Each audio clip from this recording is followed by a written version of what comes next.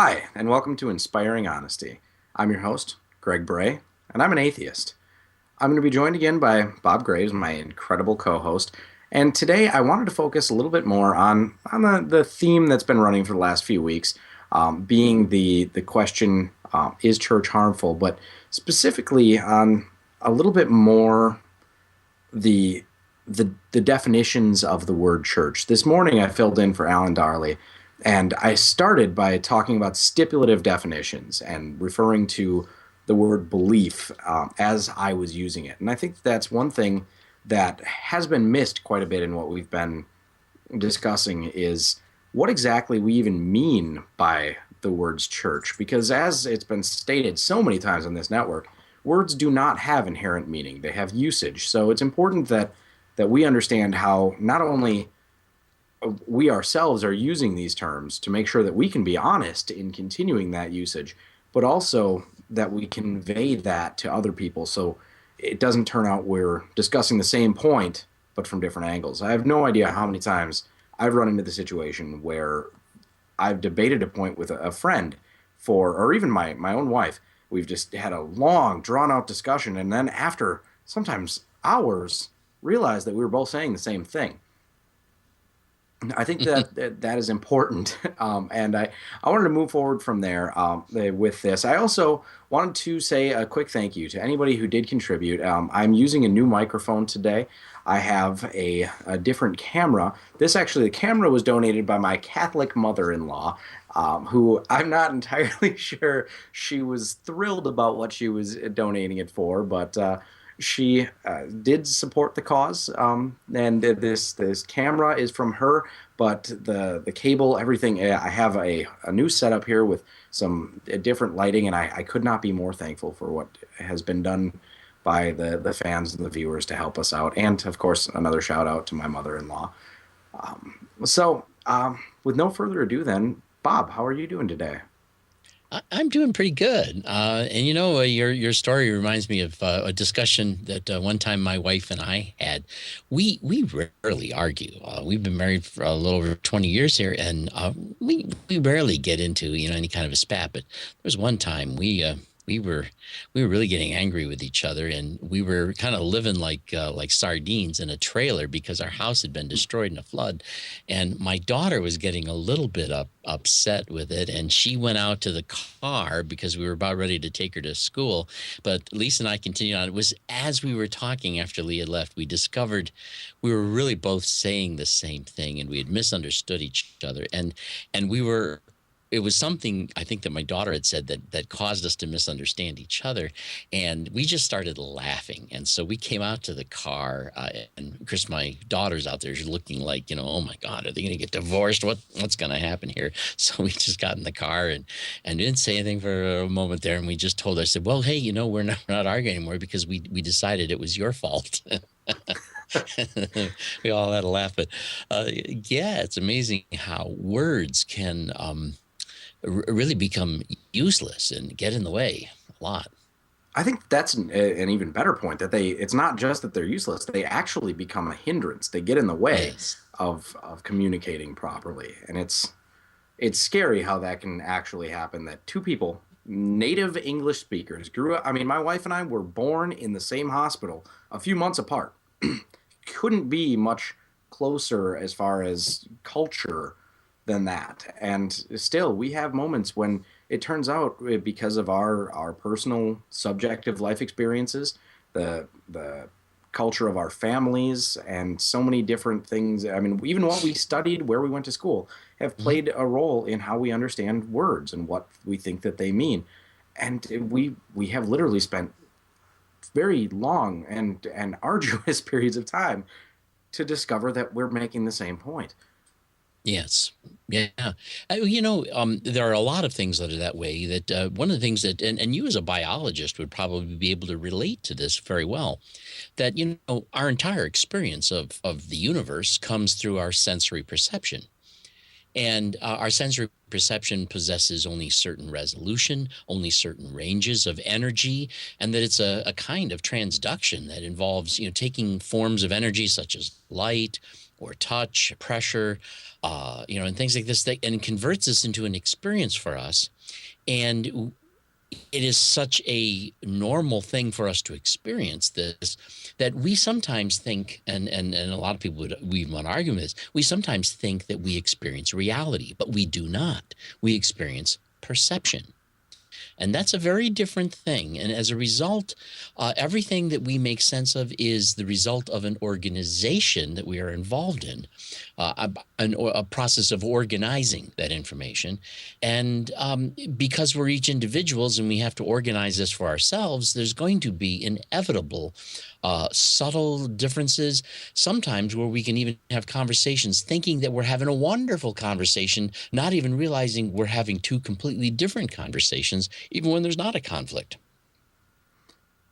Yeah, I think that the perception point is a really fantastic one as well, and it brings a lot to my. Actually, I had this conversation with my nephew just yesterday. We were talking about the different kinds of intelligences and the differences that animals might have with humans. Is that if a human and a dog could communicate clearly and distinctly understand one another, I think that humans would not feel much or not have a lot of experiences where they felt dumber than trying to understand a smell the way a dog can.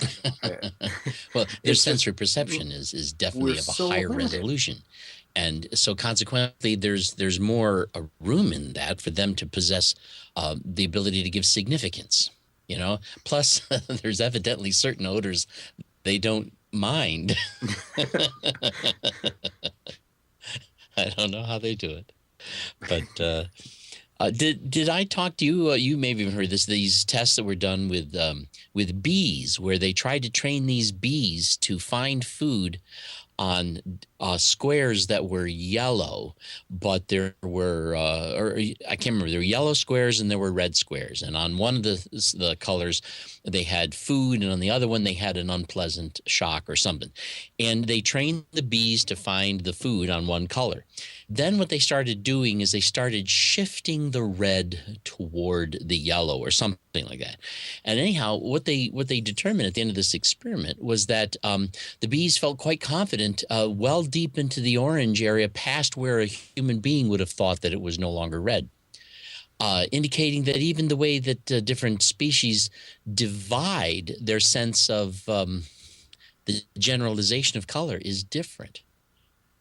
That's something that I almost mentioned during the special that I did about the theory of evolution in the question of mutations. A lot of people say that there's no such thing as a harmful mutation, or I'm sorry, a helpful mutation.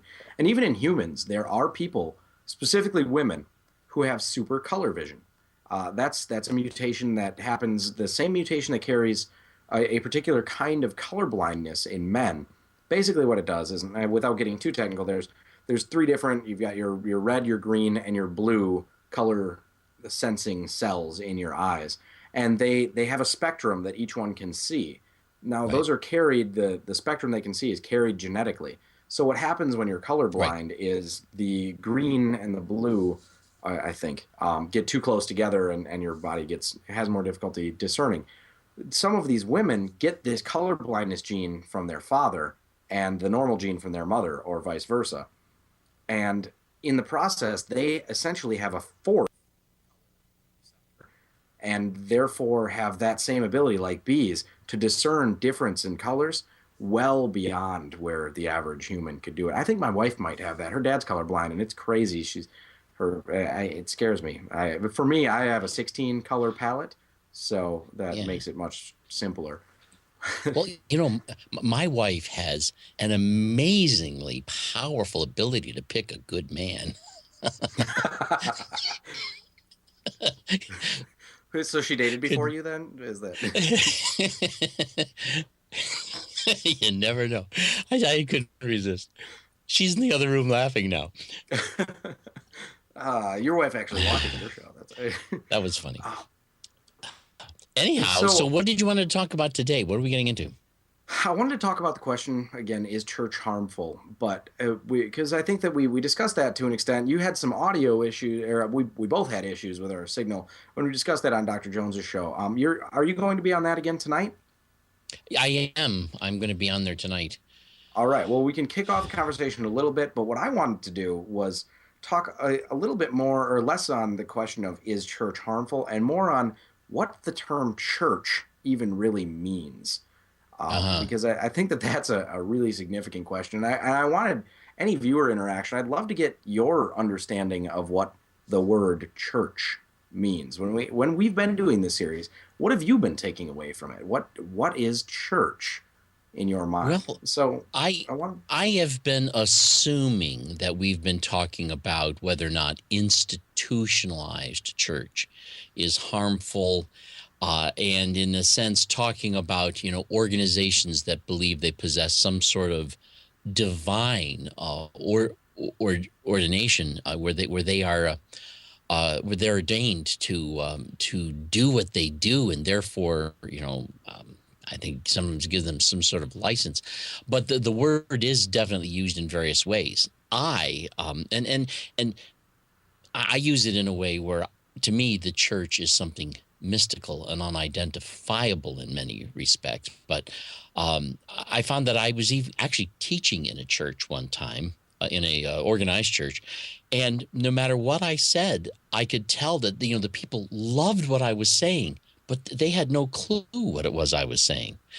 Um, I was talking about how, for example, it was believed that the universal church is really just made up of all people who believe in Christ throughout the entire world. Uh, but that I was saying my local church is just made up of all the people who live within my proximity and who have a relationship with Christ.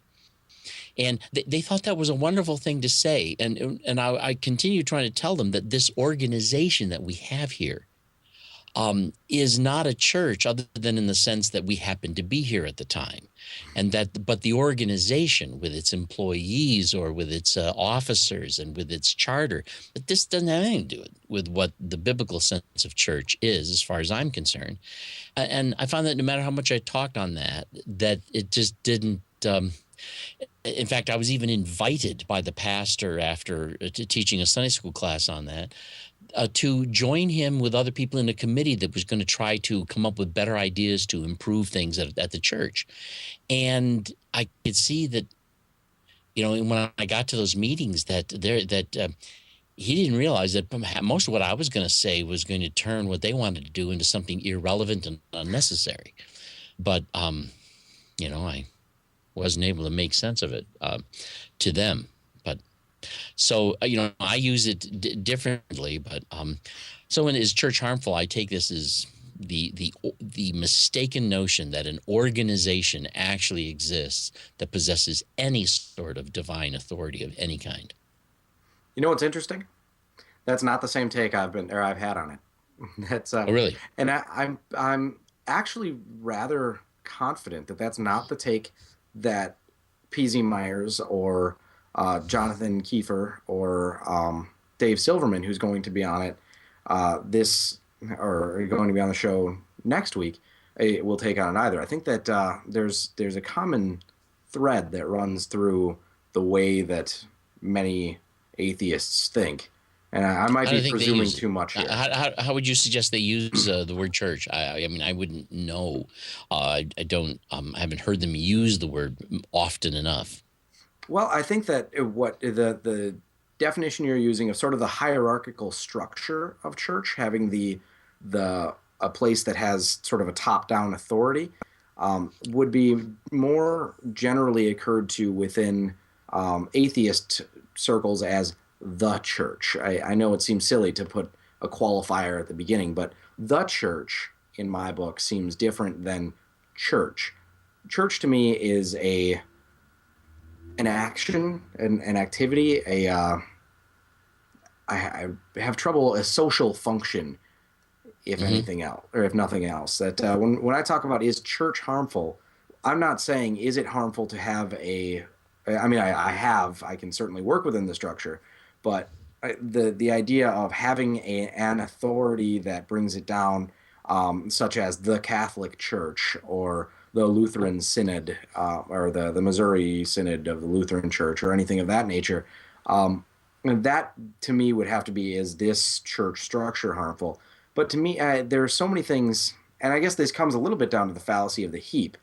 Is at what point, when you keep taking away, you keep taking portions away, at what point does a church cease to be a church and start becoming just a gathering of people talking about religion?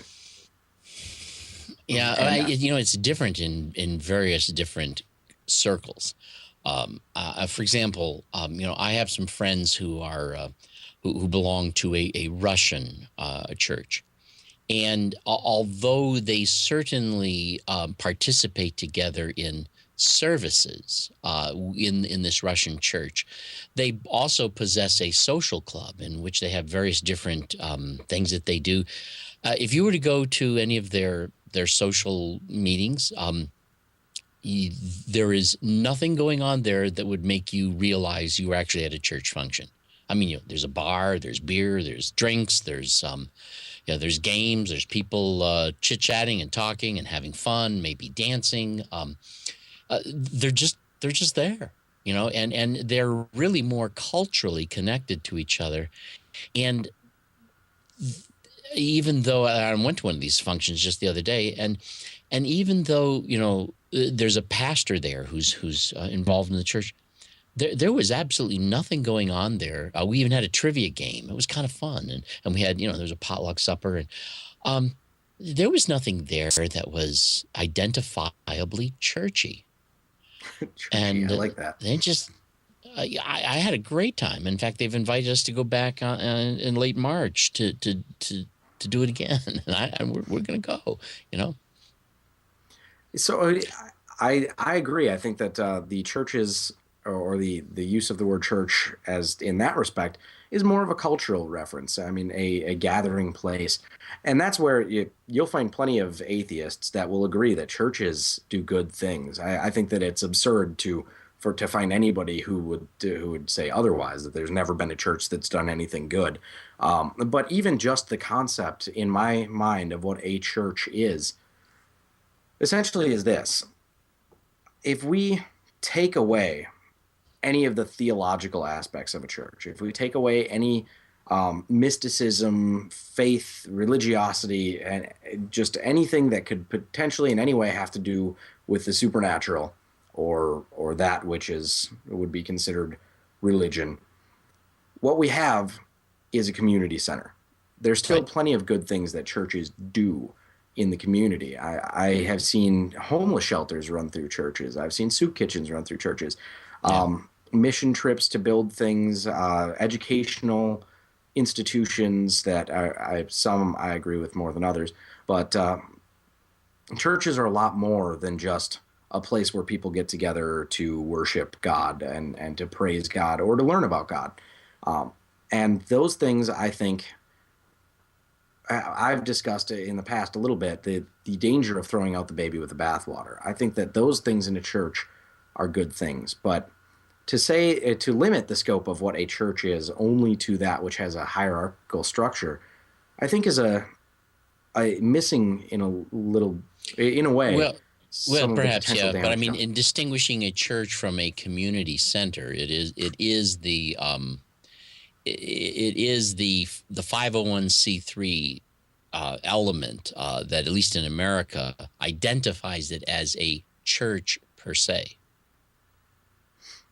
Sure, Uh, I mean, in a legalistic sense, there's that, but I right, mean more about what is actually going on in that particular community. There's plenty of faith-based nonprofits even that are not necessarily churches, so it right, gets a little muddy. But in my book, what a church is a place where like-minded individuals come together to reaffirm their faith and in many situations, to praise their God.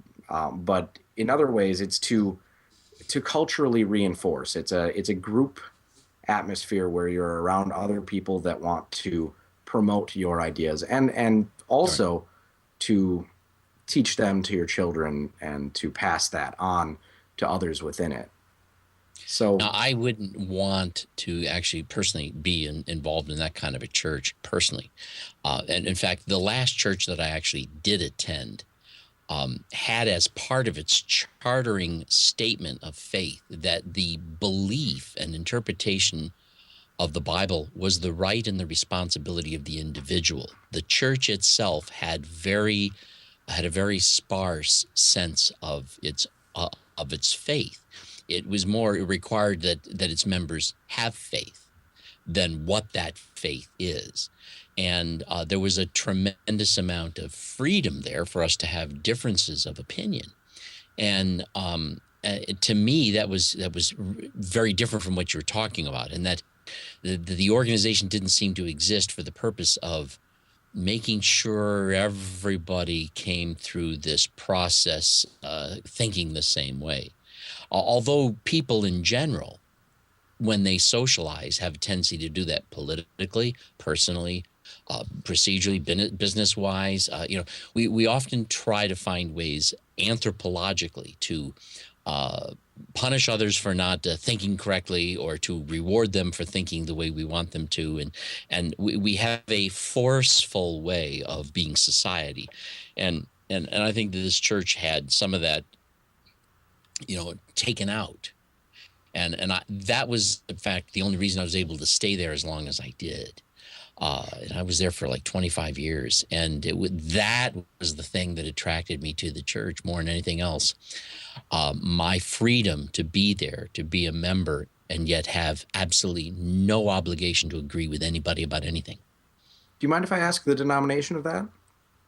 It was just an independent, a non-denominational church. Okay, so they didn't give themselves any sort of title or anything? No, but That's it was 150 years prior. It was founded as a Disciples of Christ church. Then it broke away from the Disciples of Christ, like 100 years ago, and was part of a local group of fellowship, an association of churches. But they all became quite fundamentalist, and this church didn't, and so it eventually broke away from that association and just became independent. And that it was surprises called me. Not First a lot Christian of the Church. non-denominational churches go that route. Most of them, they move away from and this is the reason that I make this qualification for the record, is because I have spoken to many, many, many very strict fundamentalists who will argue that the church is harmful and that church is harmful. And that's why I think that this distinction is really important, is because they still go to church even if they don't call it church. Under my understanding of what the term means, they get together where they are told what they should think and what the proper interpretation of the Bible is, where they recite affirmations of their faith, and they do things to show a sort of a positive acceptance of this faith. I think even we're likely, and I don't know, but I'm wagering this, is that Eric Hovind will make arguments next week. The young Earth creationist Eric Hovind will make arguments that church is harmful, because I have a feeling that we're not using the same understanding of what the word church means. And I don't know that. I have not seen him I talk would about wonder if church certain really. churches are harmful. I'm sorry, I didn't Yeah. catch that. I wonder if he really qualified as saying certain churches are harmful, not church in general. Well, I But have a feeling he's going to make the argument that there's one true church, and that church is the Bible. That it's the church that Jesus Christ created, and it's only found in the Bible, and the authority is the Bible, and that we have to follow the Bible. So the Bible is the foundation of the church, and any other church that gives authority to people in any way is going to be a harmful organization, which Well, is I think you're being interesting. logical here. And, and I don't think fundamentalists are all that logical, to be honest with you. I think that they talk that way, but I think they're talking out of the side of their mouth, to be honest with you, because I think they turn their local organizations very much into a bait and switch authority. They talk about the Bible being the authority, but what they mean by that is their interpretation of the Bible, and they don't make a distinction between their interpretation of the Bible and the Bible. And if, in fact, they not only don't make that distinction, they get into that rut so deeply they don't see the distinction, and as a result, to them, their way of seeing it, their particular organization, their church, their pastor, this is the Bible. And so so I don't think that they always make that distinction, so I think that although they might, like an independent fundamental Baptist church might think Presbyterian churches and Episcopalian churches and Methodist churches and Catholic churches and things like that are harmful, but they would not believe that an independent fundamental Baptist church is harmful or something like that. I think that you're probably right, and it really does come down to the shifting of goalposts, and I think that it's not entirely honest to be a person who's part of a church who is talking about how churches are harmful, except for this one. And that's kind of what I'm getting at with that. Is I think Now, that people I would, make but I would exceptions in that also, respect. something we haven't had a chance. I'm waiting to see how this goes as I've been participating in the conversation. And I mean, in terms of this series that they've been on, in terms of is church harmful? I'm waiting to see all of the different facets that come out before I try to enlarge upon the idea that I think that there are many ways in which society can be harmful, and that we find these harmful ways of being controlling over each other in society. We do it through our class systems. We do it through our employment. We do it through our capitalism. We do it in our democracy. We do it in our representation. We do it in our cliques. We do it in our schools. We do it in our counties, our state. All of the different ways that human beings get together and get organized, they begin to start making differences between people based upon the rules that need to be kept as a way of attempting to, well, first of all, get things done, but secondly, determine who's going to get ahead and who's not going to, and why, and justifying the elimination of the competition. And there's a certain perniciousness that is a part of the way human beings conduct their affairs with each other, and church is no different. So if we identify certain things that are very harmful in the church, let's not kid ourselves and think that this is in any manner unique to church. Now, the very fact that church considers itself, many churches consider themselves to be divinely authorized and divinely enlightened, this just, adds to the arrogance of it. But the dynamic itself, I think, is common to all human institutions or circles of influence. I would agree. Actually, the guest that we had on with us last week spent some time talking about that, and I know you couldn't join us for the show, but said that it boils down to the method, and I think that he made a fantastic point with that terminology and saying that church is a method of conveying information, of thinking as a group, and I don't want to restate what he said. Even schools can get this way. Let me, for example, I went to Binghamton University, and I took a number of courses there. One course I think I've mentioned to you about how I took this course on the process of human development from zygote to birth. Awesome course. Let me tell you that the things we studied about the biological process of what's going on from the moment of conception to the moment of birth, and looking at each stage of hormonal changes and differentiation, just a fascinating course.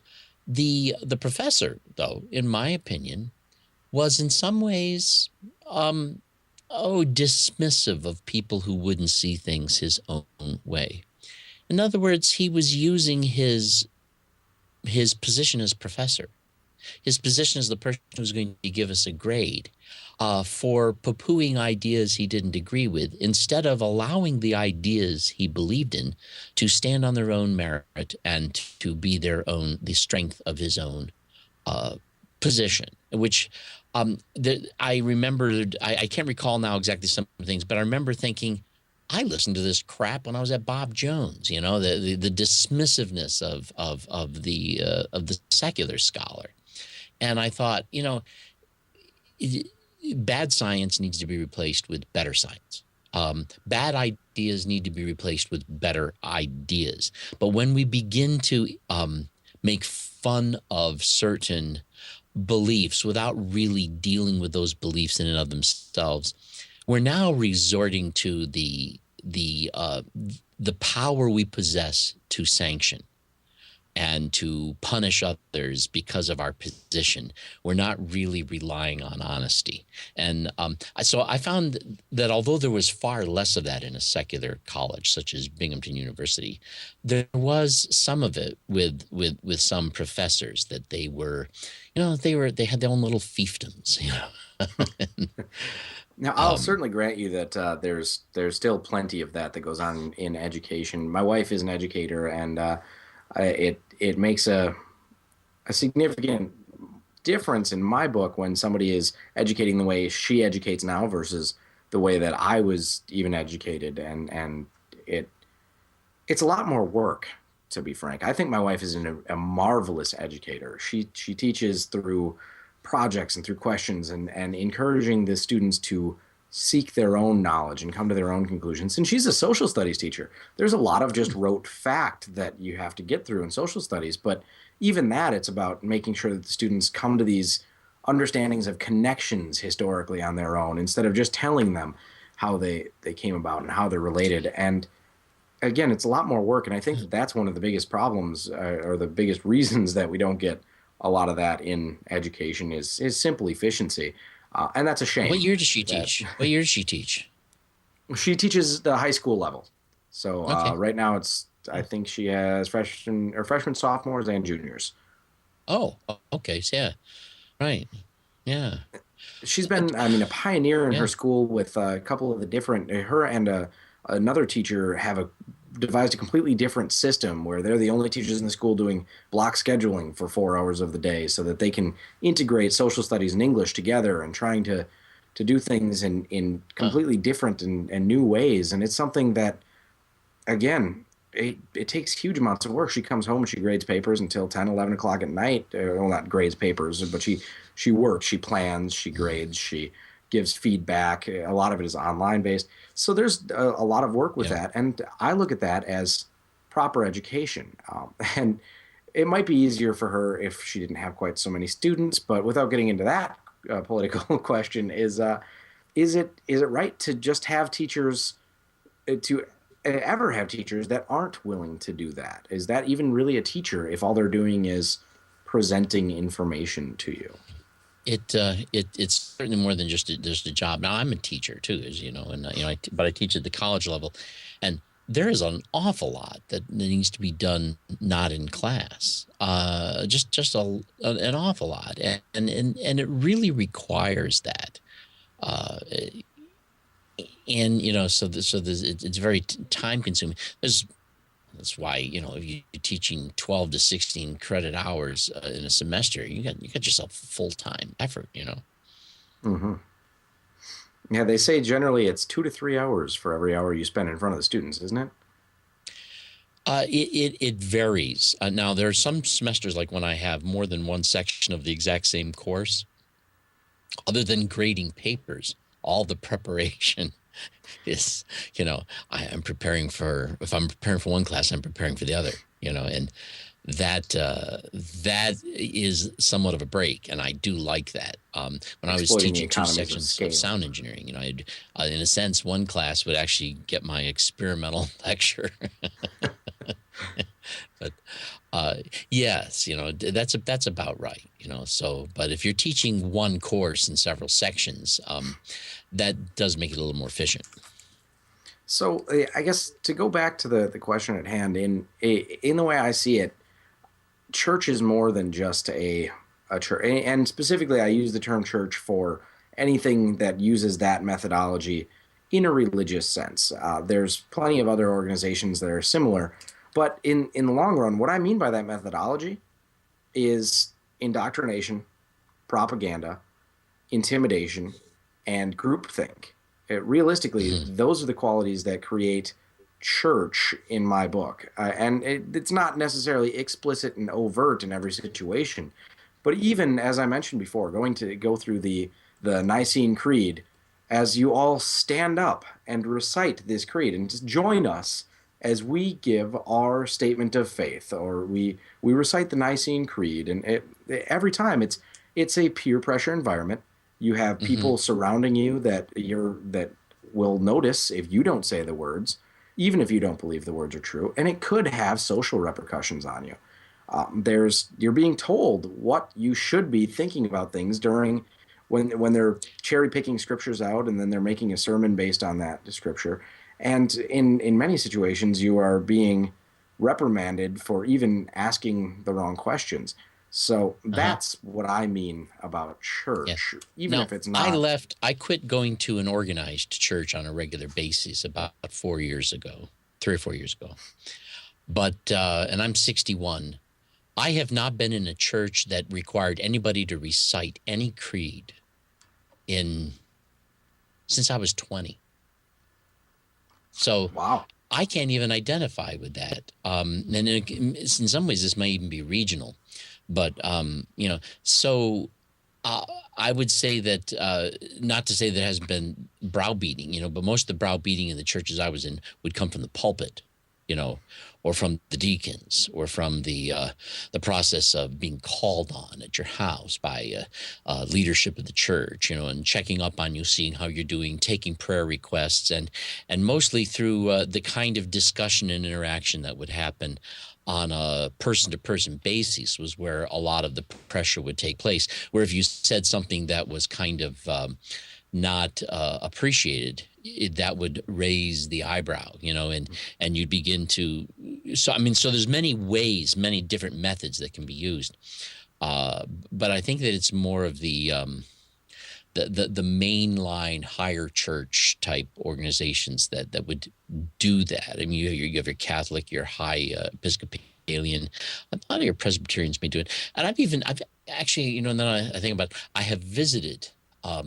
I think it was an American Baptist church where they would, recite this creed every, well, maybe once a month. I don't know, but I was not a member there, and but Well, and don't get me wrong, it's not just yeah, about the creed. That's just one right, particular example. yeah, There's the communion that or many churches partake in some way, shape, or form, and it's looked down upon if you don't say the right words, or if you don't take it in the right way, or you don't take it at all. There's also in say a Pentecostal or a charismatic church, they're speaking in tongues and other things that are in a way expected of you at right, a certain frequency. So it's not necessarily a creed in every situation, but anytime there are social expectations within that, and pressures for you to conform, right, it's and beyond that also, the conformity side is its own yeah, separate issue beyond the indoctrination where you're being told by uh, a Bible study that you're very strongly encouraged to go to, or yeah. even Have, the have you ever been part of a political committee? And by that I mean like a committeeman in your local party, the grassroots level of the local, say, Republican, Democrat, conservative, liberal, or whatever party. I find it I've to been be invited to them, much but the same way. A lot of our meetings involve, listening to speakers saying things where the party line gets reiterated, and notice is taken of people who seem to conform to the party line, as these are the people that then get to move up in various different positions. Uh, and sometimes, even in the political arena, it is so blatantly absurd that it. well, I think you've touched on something that I Yeah, wasn't necessarily going to bring up on its own, but I, using this definition, the only distinction between a political party and a church is political parties aren't explicitly about your belief in God, it's your belief in that political ideology. So right. Yeah, you're absolutely right. But aside from that, they use all the same tactics, and I'm right. strongly Yeah, against most. party identification in particularly the two-party system, but that's a political discussion. It ties in. It's all the same groupthink, Yeah. positive reinforcement, or even positive feedback, or not feedback. I'm thinking feedback loops, but Yeah. the amplifying effect of selecting for these things. And frankly, I volunteered for the Get Out the Vote campaign through I don't remember the name of the organization, Organizing for America, or I think was it, when I was just out of college, and they were affiliated with the Democratic Party, but not actually Democratic Party, and that I didn't really understand exactly what I was doing at the time. That I was pretty new to politics yet, but I I learned as it went on that this Organizing for America is very, very strongly affiliated with the Democratic Party. They would throw different events and invite me to come to them and do many things. And I attended an event where they had a speaker just because I wanted to see that speaker come. And I noticed that after being at that event, they had us sign in. They knew who I was. We wore name tags, and I asked questions in conversations and talked with people that criticized some of the things that President Obama was doing. And after that, my phone stopped ringing and my email stopped coming. I was cut off from that list. I was no Hmm. longer invited to those events. So it's very much the same thing. It's harmful to get back to the initial, the initial note. Yes, that Yeah. practice is harmful. Yeah. God forbid that if you're a member of the Republican Party that you say anything nice about. I mean, look what happened to Governor Christie here when he was extremely grateful to President Obama for being very responsive to the flood needs of the people. Um, to me, and now I'm in some ways post political, but um, I get a bit tired of the. It is amazing to me how some wise, otherwise intelligent people, whether they're Democrats or Republicans, when they're talking about the other party, how on the flimsiest of some sort of spin, they are just so full of drama and concern about how, uh, you know, they're just going to destroy us entirely. Now, I can honestly tell you that I didn't particularly care for George Bush. And there's a lot about Obama that I like, but I'm not a Democrat. In fact, I'm registered as a Republican.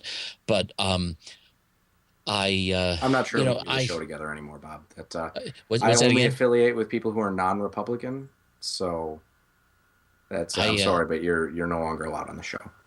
what we yeah about that, yeah. Well, I'm too independent of my thinking to even worry about it, But but it used to bother me when I'd go to some of the meetings. I used to be a committeeman, I'd go to the meetings and it was like you couldn't give a Democrat credit for anything. But the thing I found out is that sometimes the way they behave socially and the way they behave privately is different. uh, Most of the Republicans I knew would always vote for a certain Democrat who was a senator because this guy was as honest as the day was long, and although they wouldn't admit it publicly, they would admit it privately. They always voted for this guy, And but I admitted it open. I'm voting for him. I like him. I think he's a great person. I trust him. He's ethical, and he's strong, and so I'm voting for him. But anyway, it is a shame, and I think it's harmful to our political knowledge because we're not really discussing issues. We're discussing ideologies, and when it comes to church, really, in a sense, we're no longer really discussing human beings or their need, or we're not even really discussing the idea of God. We're discussing a specific theology and trying to make sure that people champion ours. And um, there's something about that strikes me as being blatantly dishonest. If, I mean, not a lot of my beliefs are all that specific personally as a theist, but it seems to me that I know it's frustrating. if hello again. I said I know it's frustrating that you're you're Uh, not it specific. would seem to me that if any idea is worth is worth everyone conforming to. That idea should be able to entirely on its own garner that loyalty entirely on its own. If it seems to need our help, evidently there's something in it that's really quite weak. And so to me, that's when the pressure comes on and the harm begins. I couldn't have said that better myself. I absolutely agree, 100%. You and I are on the same wavelength with that. So we've got about 3-4 minutes left for the show, and I just wanted to say or see if there was anything else that you wanted to add to your definition of church or your understanding of it before we meet up again in an hour after your show. And I also want to say kudos to you for doing 4 hours of straight broadcast. Again, that's not easy. Yeah, they have to peel me up off the seat when we're done.